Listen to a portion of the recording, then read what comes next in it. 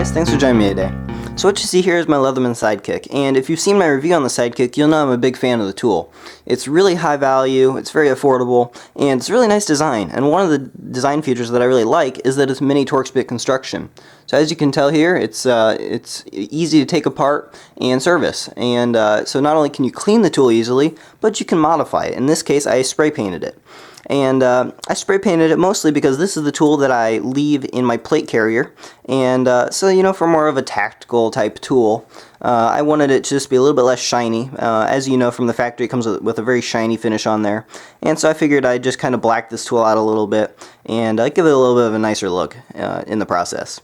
So I'll just tell you a little bit about how I spray painted this tool, and then I'll talk about some of the pros and cons of spray painting multi-tools. So the first thing I did on this is obviously I took it all apart, and you will need two mini Torx bit sets for that because there's actually a screw on both sides. If you just try to use one wrench on one side, the other side will spin. So you will need two mini Torx wrenches to take this apart. So it's pretty easy to take apart. I took off these side panels you see here. I took off these the blades and all the internal tools. I did leave the main frame and the pliers attached.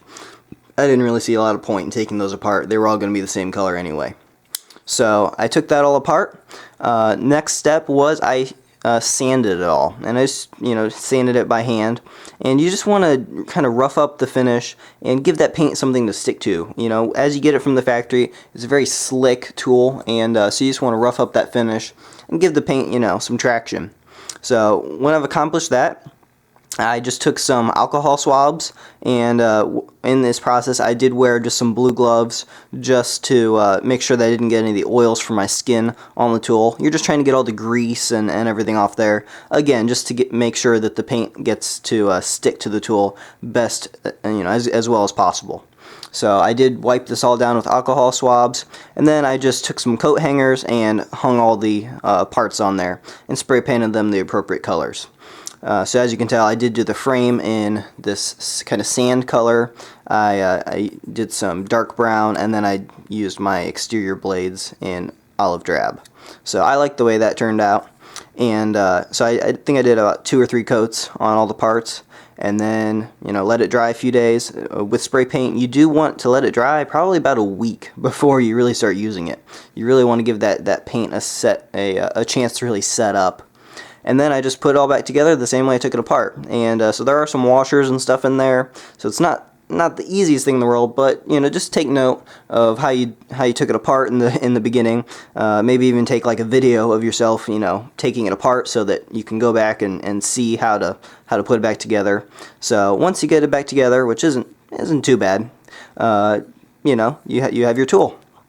And it looks pretty good. You will notice I did take the clip off of there. That's just because I run this in a magazine pouch, and that clip would snag when I would take this tool out. So I just took it off, saves a little bit of weight, and makes the tool a little bit thinner.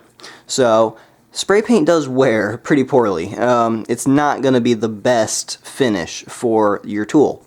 And so I'm okay with that. I knew going in that this would wear, and it wasn't going to look pristine forever.